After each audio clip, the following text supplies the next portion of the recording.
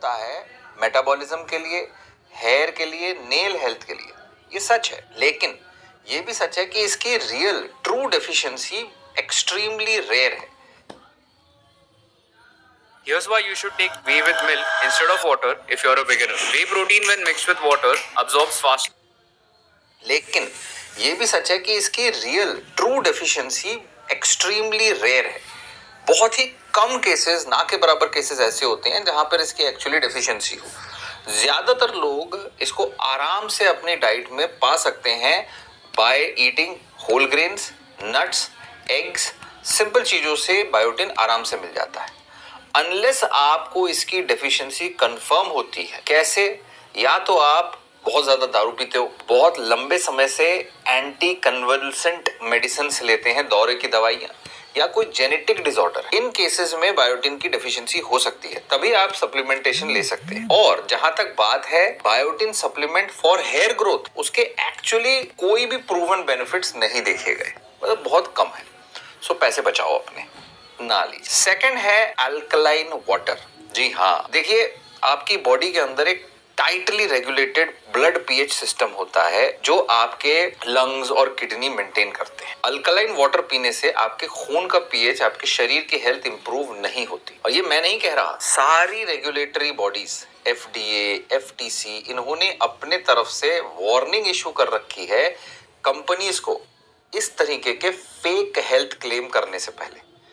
क्योंकि alkaline water आपके पेट में जाके जो एसिड से मिलता है वो एसिडिक हो जाता है, और आपके शरीर में, आपके पेट के अंदर ऐसे सिस्टम है कि अगर उसकी एसिडिटी आप पानी पी के, अल्कलाइन वाटर लेके या कुछ भी अल्कलाइन खा के उसको कम करोगे तो आपके सेल्स वहां पर फिर से और एसिड ज्यादा बनाने लगेंगे। क्योंकि हर सेकंड आपके स्टमक के अंदर का पीएच चेक करते रहते हैं, वो कम होता है तो और एसिड बना देते हैं। सो अल्कलाइन वाटर लेने का कोई फायदा नहीं। Number 3, fat Berners. Commercially fat Berners के अंदर ज्यादातर कैफीन होता है, ग्रीन टी एक्सट्रैक्ट होता है या कुछ हर्ब्स होता है। अब एविडेंस ये बताता है कि ऐसे सप्लीमेंट्स के एक्चुअली में मिनिमल या फिर ना के बराबर डायरेक्ट इफेक्ट है फैट लॉस पे, जो एक्चुअली में कैफीन ऑलरेडी नहीं प्रोवाइड कर रहा।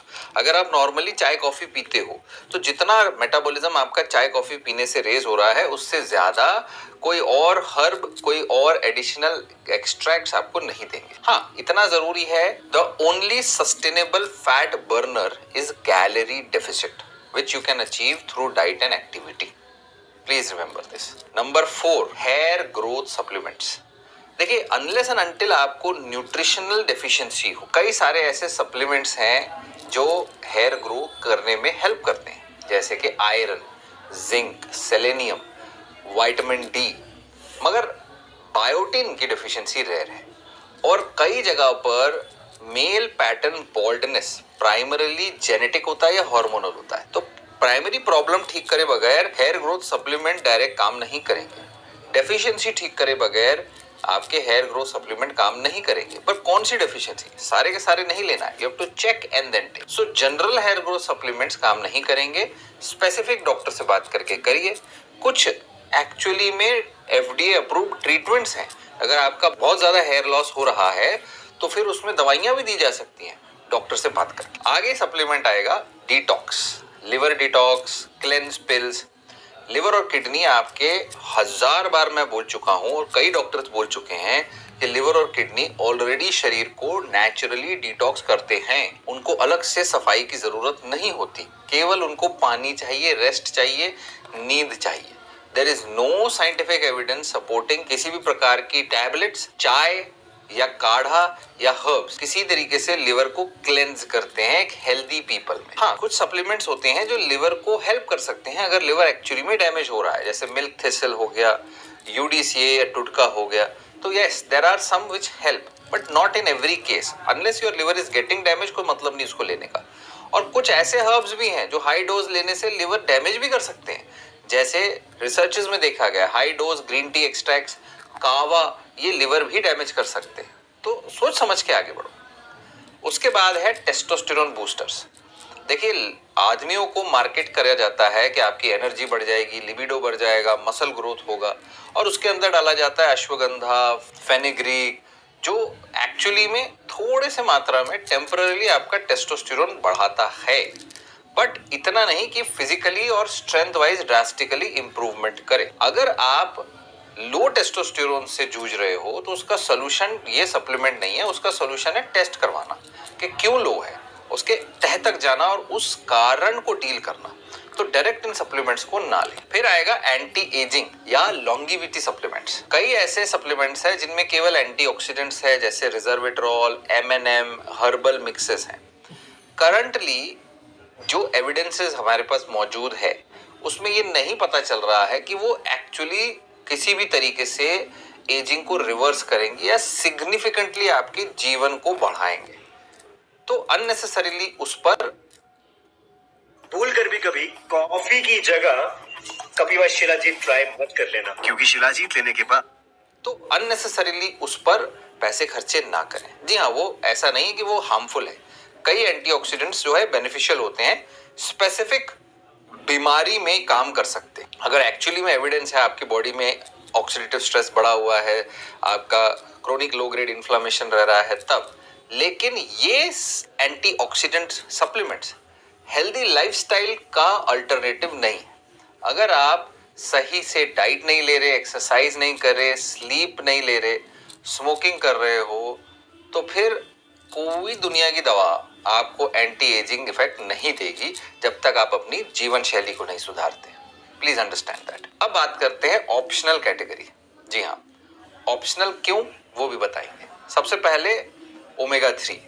ज्यादातर इंडियंस में ओमेगा 3 कम होता है, ओमेगा 6 ज्यादा होता है, बिकॉज जो वेजिटेबल ऑयल्स होते हैं they are filled with omega 6 which is pro inflammatory, और ओमेगा 3 कम है जो एंटी इन्फ्लामेटरी। अगर आप अपने नेचुरल डाइट में ओमेगा 3 रिच ऑयल्स लेते हो या बैलेंस्ड ऑयल्स लेते हो, जैसे कि मस्टर्ड ऑयल, कैनोला ऑयल, अपना फ्लैक्सीड ऑयल या ऐसे कुछ राइस ब्रान ऑयल, इन ऑयल्स में ओमेगा 3 और ओमेगा 6 का रेशियो अच्छा। या फिर अगर आप फैटी फिशेस खाते हो हफ्ते में 2 बार, तो आपको सप्लीमेंट की जरूरत नहीं। सप्लीमेंट लेने से जरूर फायदा होता है कई जगहों पे, जैसे ट्राइग्लिसराइड, कोलेस्ट्रॉल लेवल थोड़े से कम होते हैं।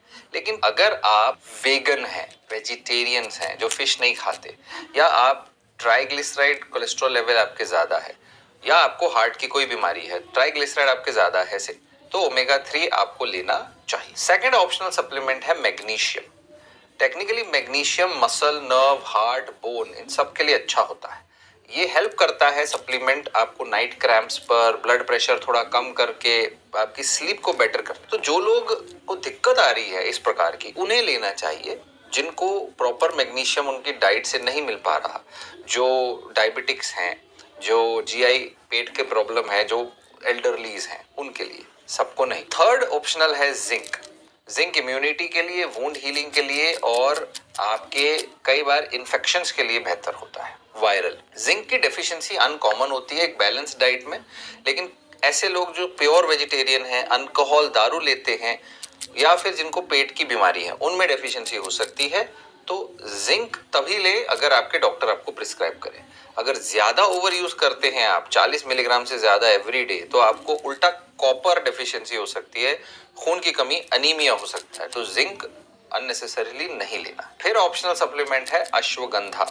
अश्वगंधा एक एडेप्टोजेनिक हर्ब है जिसमें कई जगह स्ट्रेस और एंजाइटी में फायदा देखा गया है। कई स्टडीज हुई है, कई क्लिनिकल ट्रायल्स हुआ है जिससे उसके फायदे देखे गए हैं। आपका कोर्टिसोल लेवल 20 से 30% तक कम होता है, स्लीप बेटर होती है, लेकिन लॉन्ग टर्म सेफ्टी और प्रोडक्ट क्वालिटी पर सवाल है, इसलिए सोच समझ कर इस्तेमाल करें। उसके बाद है creatine. This is one of the most researched sports supplement. क्या करता है ये? मसल स्ट्रेंथ बढ़ाता है, एक्सरसाइज इंटेंसिटी बढ़ाता है, एक्सरसाइज परफॉर्मेंस बढ़ाता है, एंटी एजिंग इफेक्ट है, एज रिलेटेड मसल लॉस को स्लो करता है। It is safe for most healthy adults, but you have to be cautious in kidney disease and पानी ज्यादा लेना होगा। तो ये ऑप्शनल है, सबको नहीं लेना जरूरत।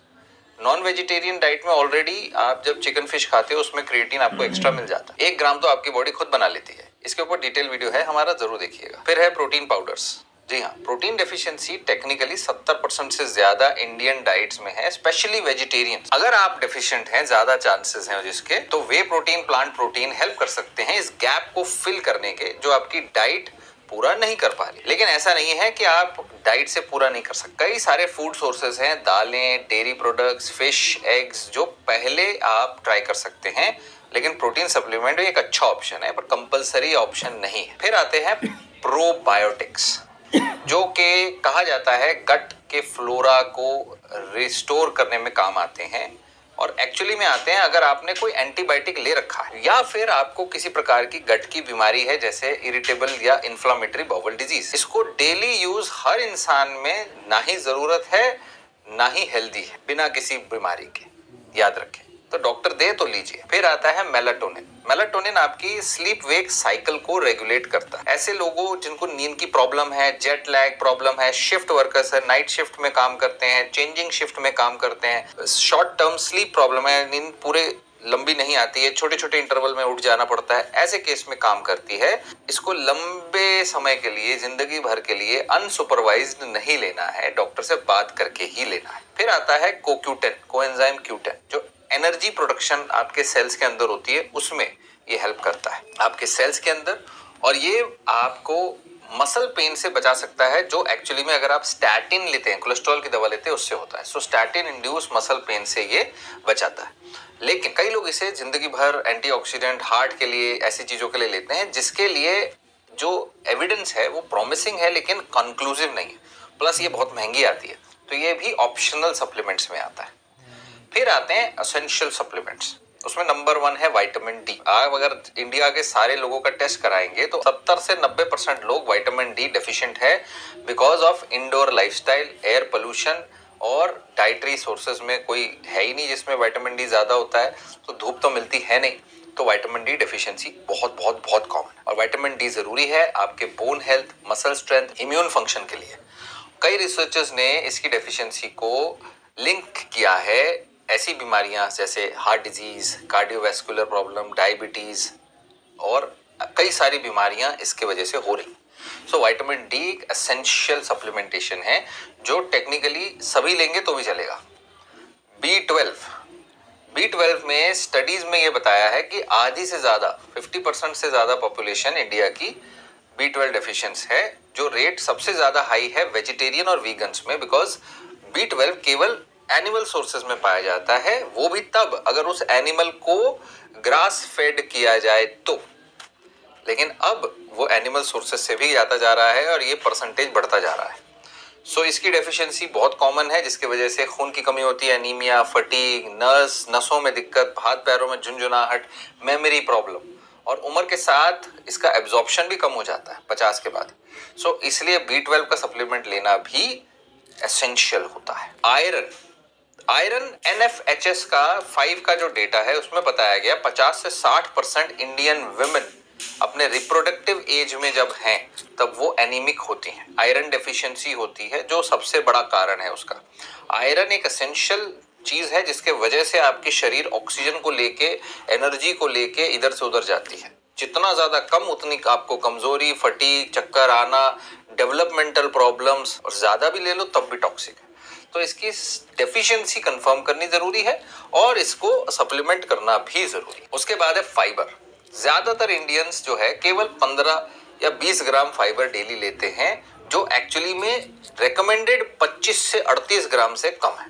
सो लो फाइबर इंटेक की वजह से उनको कब्ज होती है, कई बार बीमारियां, लंबे समय में डायबिटीज, हार्ट डिजीज भी होती है। सो फाइबर आपको होल ग्रेन, फ्रूट्स, वेजिटेबल्स से मिल सकता है, लेकिन फिर भी अगर आप चाहें तो आप सिंपल फाइलम हस्क, इसबगोल जैसे फाइबर सप्लीमेंट भी ले सकते हैं। This is very important. तो ये सारे सप्लीमेंट्स हैं जो आपको समझने जरूरी थे। आई होप आपको समझ आया, आप शेयर करोगे वीडियो को। प्रॉब्लम यह है कि जितने ज्यादा अननेसेसरी फैंसी सप्लीमेंट्स आप लेते जाओगे उतने पैसे आपके अननेसेसरी खर्चे होंगे, आपके ऊपर आपके ट्रीटमेंट का, हेल्थ केयर का बर्डन बढ़ेगा।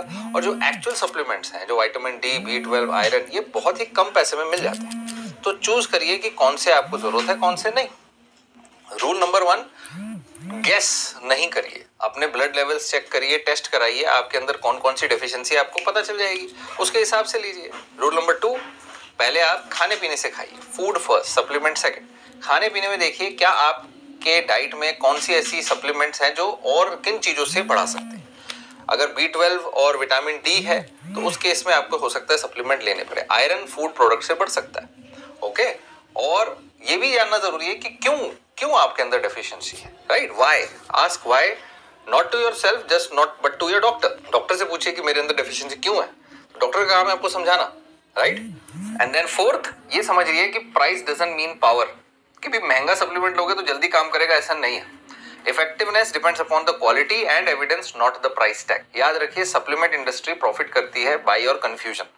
तो अगर आपको पता है कि कौन से सप्लीमेंट ओवर हाइप्ड है, कौन से ऑप्शनल, कौन से एसेंशियल, तो आप सही डिसीजन ले सकते हो और डॉक्टर से कंसल्ट करके टेस्ट करा के आप पक्के तौर पे पता कर सकते हो आपको किसकी जरूरत है, किसकी नहीं। तो इस वीडियो को शेयर करो ताकि आपके फ्रेंड्स, फैमिली जो है इन सप्लीमेंट स्कैम से बच सकें। और ऐसे ही वीडियोस देखने के लिए सब्सक्राइब करिए एविडेंस बेस्ड हेल्थ केयर के लिए। अपने